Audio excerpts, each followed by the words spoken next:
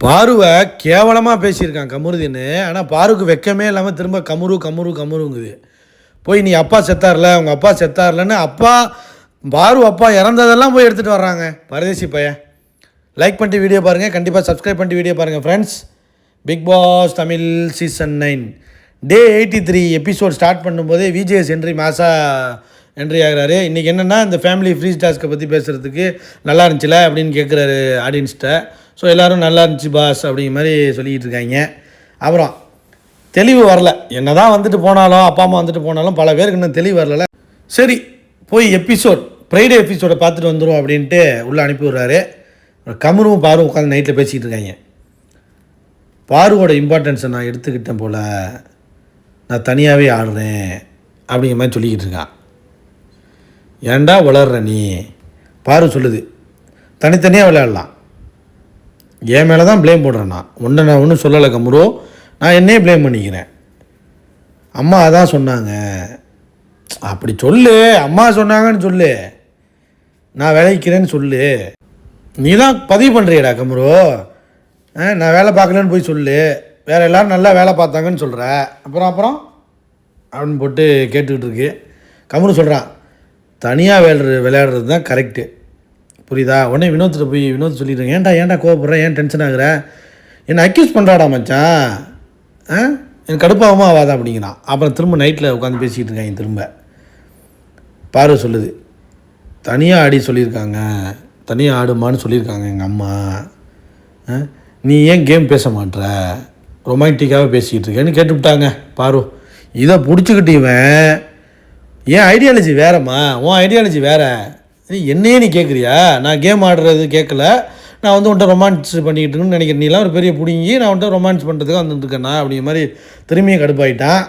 பாரு சொல்லுது, என்கிட்ட ரொமான்டிக் ஒன்லி தான் பேசுகிற நீ அப்படிங்கிற மாதிரி அது அடிச்சிச்சு. கமுரு, நீலாம் என் கேம் ஆடுற, என் கேமை நீ ஆட பார்க்குற, நீலாம் என்ன கேம் ஆடுற, புறணி தானே பேசுகிற உட்காந்துக்கிட்டு. உடனே பாரு சொல்லுது, நீங்கள் கோவப்படுறீங்க, என் வாயில் அசிங்கமாக வரும் டியூட், என் வாயில் அசிங்கமாக வரும் டியூட், அப்படியே ஓடி போயிடு.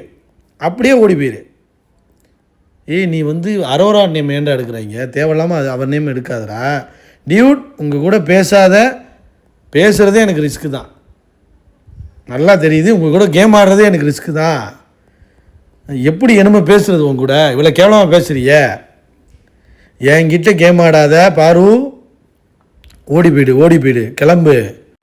பாரு நீ ஒரு வில்லனிக்கான ஆள் பாரு, உங்ககிட்டலாம் கேம்லாம் ஆட முடியாது. என்னென்னா ஒரு வில்லனிக்கான ஆள் நீ, உன்கிட்ட கொஞ்சம் ரொமான்ஸ் இருக்குது அவ்வளோதான்.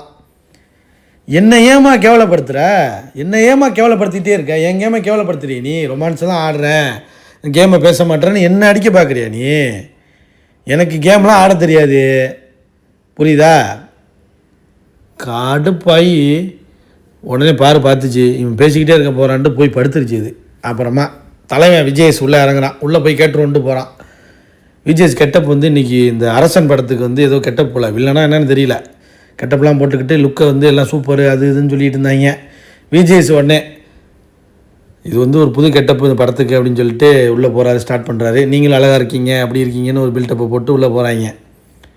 விஜேஎஸ் பார்க்குறபடியே பார்க்குது, பார்த்துக்கிட்டு இருக்கு. என்னெல்லாம் மறைக்கக்கூடாது பாரு, என்னெல்லாம் மறைக்கக்கூடாது பாரு சார், நான்லாம் அதெல்லாம் பண்ணல சார். அப்புறமா ரியல் ஃபீலிங்ஸாக இருந்துச்சுல, உங்கள் வீட்டில் உள்ளவங்களாம் வந்துட்டு போனது நல்லா இருந்துச்சுல. அரோரா டோன்ட் வரி, இவர் பேப்பரிங் பண்ணுவார் அரோராவை.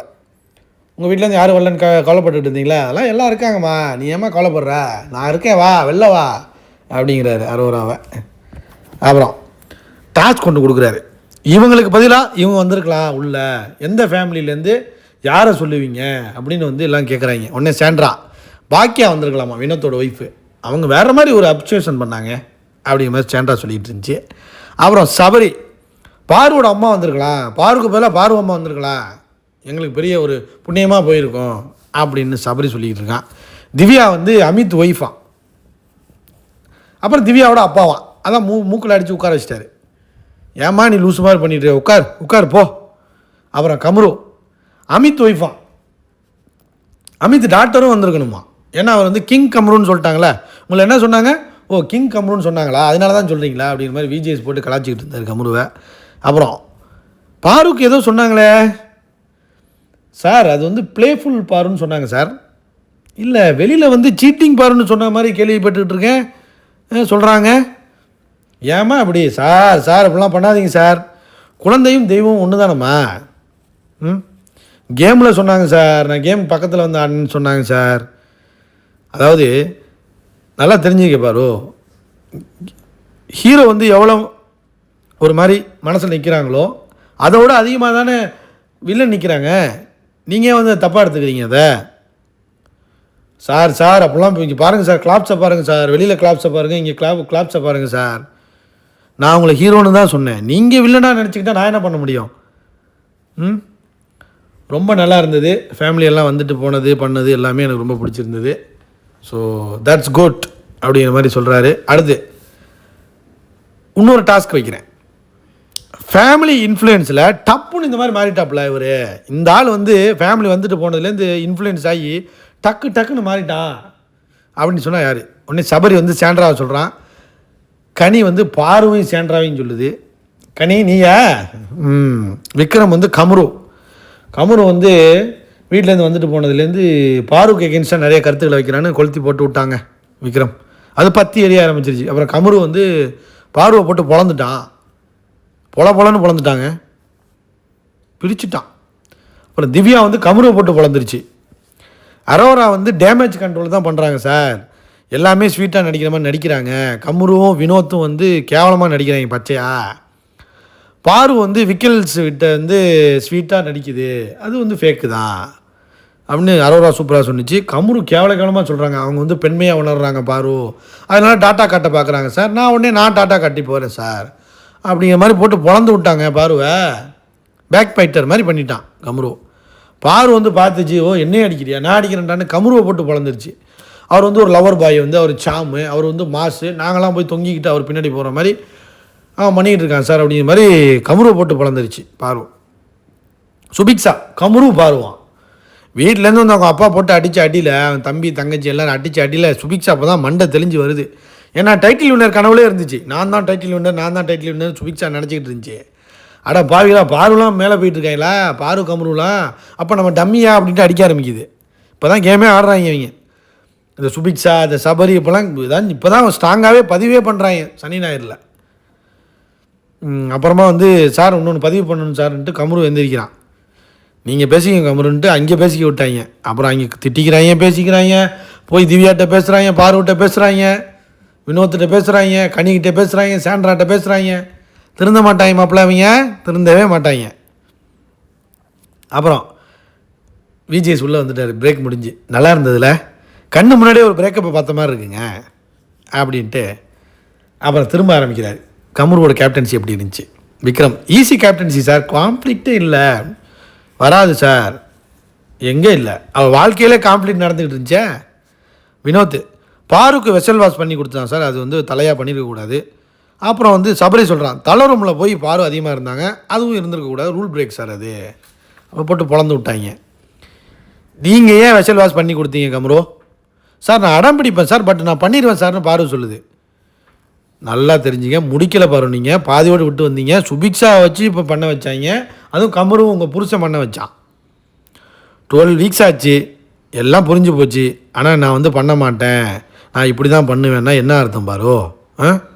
ரொம்ப சாதாரணமாக கடந்து போகிறீங்க. பாரு இப்படி தான் எல்லோரும் தெரிஞ்சுக்கணுமா, எல்லோரும் நீங்கள் சொல்கிறத கேட்டுட்டு போகணுமா அப்படிங்கிற மாதிரி போட்டு பொழந்து விட்டார் விஜிஎஸ் கொஞ்சம் கடுப்பு தான் பாரு மேலே. ஆனால் புஷ் பண்ணுறாங்க ஃபைனல்ஸுக்கு, பாருவை அடிக்கிறாங்க பாருங்கள் போட்டு. அப்புறம் ½ அன் ஹவர் வந்து ஒரு வேலை என்ன, அதை கூட பண்ண மாட்டேறாங்கண்ணே அப்படிங்கிற மாதிரி வினோத் சொன்னார். அப்புறம் கமுரு பண்ண தப்பு அது, பாரு என்ன தான் இது பண்ணலாம் கூட, கமுரு பண்ண தப்பு தான் அது. பாரு வேலை பார்க்கக்கூடிய ஆள் தான் சார். சரிம்மா, பாரு வேலை பார்க்கக்கூடிய ஆள் தான், அதை நீங்கள் நம்புறீங்க, நாங்கள் நம்பலை. உங்கள் அம்மா சொல்லிட்டு போயிருக்காங்க, இவ்வளோ பேர் பேசுகிறாங்க, சாரி சொல்கிறீங்க, சமாளிக்கிறீங்க, இதெல்லாம் எப்படி பாரு ஏற்றுக்க முடியும்? சுபிக்ஷா சொல்லுது, செல்ஃபி சார் பாரு, அவங்க வந்து அந்த மாதிரி ஒரு டிசிஷன் எடுக்கிறாங்க, அவங்களால தான் அந்த பிரச்சனையே எங்களுக்குள்ளே வெசல் டீமுக்குள்ளே வந்தது அப்படிங்கிற மாதிரி. பாரு கேம் ஆடுதுன்னு அவருக்கே தெரியுது. பாரு நீ ஷார்ப்பாக பிடிப்ப, உனக்கு புரியும்னு எனக்கு தெரியும், இந்த கேம்லாம் என்கிட்ட ஆடாத அப்படின்னு விஜய் சொல்லிட்டாரு க்ளீனாக. அவ்வளோ எல்லாம் புரிஞ்சு போச்சு. பட் ஆனால் திரும்ப திரும்ப நான் இப்படி தான் பிஹேவ் பண்ணுவேன்னா, நீங்கள் ஜெயிக்கல பாரு, நீங்கள் தோற்றுக்கிட்டு தான் இருக்கீங்க, நீங்கள் வின் பண்ணலை, ஆர்கியூமெண்ட்டில் வின் பண்ணிட்டு தான் நினைக்காதீங்க அப்படிங்கிற மாதிரி போட்டு பொழந்து விட்டார். பிளேட்டை மாற்ற ட்ரை பண்ணாதீங்க பாரு, ஒத்துக்கிட்டு போங்க, இனிமேல் வேலையை கரெக்டாக க்ளீனாக செய்யுங்க, அவ்வளோதான். உடனே கிச்சன் ஏன் க்ளீனாக இல்லை கமரோ, என்ன மிஸ்டேக், ஏன் மிஸ்டேக் தான் சார் அப்படிங்கன்னா, இல்லை கிச்சன் டீமில் யார், உடனே திவ்யா. அது பொலன்னு இப்படி ரீலாக பேசுதுங்க, இழுன்னு அவர் சொல்கிறாரு, வச்சு சகாசம் பண்ணி விட்டார், காதில் எனக்கு ரத்தம் வர்ற மாதிரி இருக்குமா அப்படின்ட்டாரு. அப்புறம் சொந்த வீட்டுக்கே போகலான்னு நினைக்கிறீங்க, இவங்க ஆட்டம் முடிஞ்சு போச்சு அப்படின்னு யாரை நினைக்கிறீங்க? விக்ரம் வந்து திவ்யா சாண்ட்ராவை சொல்கிறான், திவ்யா வந்து விக்ரமை சொல்லுது, பாரு வந்து சபரி சுபிக்ஷா. ஆமாம், அவங்க ரெண்டு என்ன பண்ணுறாங்க உள்ள, ஒரு மயிருக்கு லாக்கி கிடையாது. சுபிக்ஷா வந்து சாண்ட்ராவை சொல்லுது, கனி வந்து அமித், பாரு, சாண்ட்ரா, அரோரா வந்து சாண்ட்ரா, கமுரு வந்து அரோரா திவ்யா. அரோராட்ட சாரி கேளுங்க, துஷார் வெளில போனதுக்கு அரோரா காரணம் இல்லை, லேபிள் ஒட்டாதீங்க அப்படின்ட்டாரு. சாண்ட்ரா வந்து சுபிக்ஷா, சபரி வந்து பாரு. உடனே வந்து பீ பாக்ஸிங் சரியில்லைன்னு சொன்னாங்களா, பீ பாக்ஸிங் கண்டினியூ பண்ணுங்கன்ட்டு ஏற்றி விட்றாங்க சுபிக்ஷாவை. அதை மட்டும் பண்ணாதீங்க, அது கற்றுக்கிட்டது தப்பு கிடையாது, அது ஒரு டேலண்ட் தான் அப்படிங்கிற மாதிரி சொல்லி முடிச்சு விட்டார். அப்புறம் நாமினேஷன் எல்லாம் ஒன்றா உட்காருங்க. கமுரு மட்டும் இல்லையா நாமினேஷனில், அவர் மட்டும் பால் மாதிரி வெளுத்த பால் மாதிரி இருக்கார், இங்கே உட்காருங்க அப்படின்னு உட்கார வச்சு, கமுரு உங்களுக்கு பிடிச்ச 2 பேரை சொல்லுங்கள், நான் அவங்கள சேவ் பண்ணுறேன் அப்படின்னோடனே, சார் பாரு சார் இவ்வளோ அடி அடிச்சுட்டு திரும்ப பாருங்கிறான். உடனே பாரு இந்த பக்கம் வாங்கினோன்னா பாருவை ஃபஸ்ட்டு சேவ் பண்ணிட்டாங்க. அப்புறம் கமுரு பாரு வந்து லவ் என்ன சொல்கிறதுன்னு தெரில. அப்புறம் நம்ம தலையெழுத்தை நம்ம தானே முடிவு பண்ணிக்க முடியும் அப்படிங்கிற மாதிரி விளைக்கிறாருப்பா விஜய் சேதுபதி, வச்சு சக்காசம் பண்ணுறாரு. உடனே அமித் வெயிட் பண்ணிட்டாங்க, வெயிட் பண்ணுற வாங்க. உடனே சாண்ட்ரா அழுவுது, எல்லாம் அழுகுறாங்க. உடனே பிக் பாஸ் வந்து மை ஜென்டில் ஜெயன் அப்படிங்கிற மாதிரி சொல்லி சூப்பராக அனுப்பி விட்டார். இந்த கேப்பில் திரும்பவும் கமருதீன்னு பாரு ஆரம்பிச்சிட்டாங்க. உங்கள் அப்பா செத்ததெல்லாம் உனக்கு தெரியாதா, ஒரு வீக்கெண்ட் லேண்டா அப்படி எல்லாத்தையும் சொல்லிக்கிட்டு இருக்க, நீ தானே சொன்ன ரொமான்டிக் கேமு இந்த கேமுன்னு, அதனால தான் வச்சு செய்கிறேன், வச்சு செய்கிறியடா அப்படின்னு கேட்குது. நான் சிஐடியாண்ணா, டென்ஷன் ஆக்காத, ட்ரிப் ஆக்குறா அப்படி இப்படின்னு பார்வை மேலே வன்மத்தை கொட்டுறாங்க. அப்புறமா சாண்ட்ரா கூல் டவுன் பண்ணி அழைச்சிட்டு போகுது, அங்கிட்டு வினோத் அவன் கூல் டவுன் பண்ணி அந்த பக்கம் அழைச்சிட்டு போயிட்டு இருக்கான். அப்புறம் பயண வீடியோ போட்டு உள்ளே போகலாமா அமித்துன்னு உள்ளே அழைச்சி கொண்டு போய் பாரு உடனே நண்பா ரொம்ப மிஸ் பண்ணுவேன் உடனே. அப்புறம் வினோத் கஷ்டமாக இருக்குடா, உன்னால தான் நல்ல சாங்ஸ்லாம் வெளில வந்துச்சு, ஸோ மிஸ் பண்ணுவேன், வா வெளில பேசுவோம் அப்படின்ட்டு. அப்புறம் பாயிண்ட்டை பிடிச்சி சண்டை போடுங்க திவ்யானோடனே உடனே அவள் பேச ஆரம்பிச்சிட்டா திவ்யா.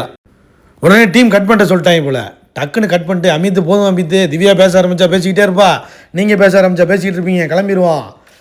உடனே Sandra will miss you, song super Amit, கிளம்புவோமா, கிளம்பிடுவோம் அப்படின்ட்டு கிளம்பிட்டாரு. ஸோ இதோட எபிசோட் இன்றைக்கி முடிஞ்சு போச்சு. ஆனால் கமருதீன் மாதிரி ஒரு கேவலமானவன் கிடையாதுங்க, கேவலத்தின் உச்சம் அவன், ஒரு ஈத்தரை எச்சக்கலை அவன் தான் கமருதீன். அவனை போய் பாரு லவ் பண்ணியிருக்கு, பாரு எச்ச வேலை நிறையா பார்த்துருக்கு, ஆனால் இவன் வந்து ஒரு கேவலத்தின் உச்சங்க. லைக் பண்ணிட்டு வீடியோ பாருங்கள், கண்டிப்பாக சப்ஸ்கிரைப் பண்ணுங்கள், ஷேர் பண்ணுங்கள்.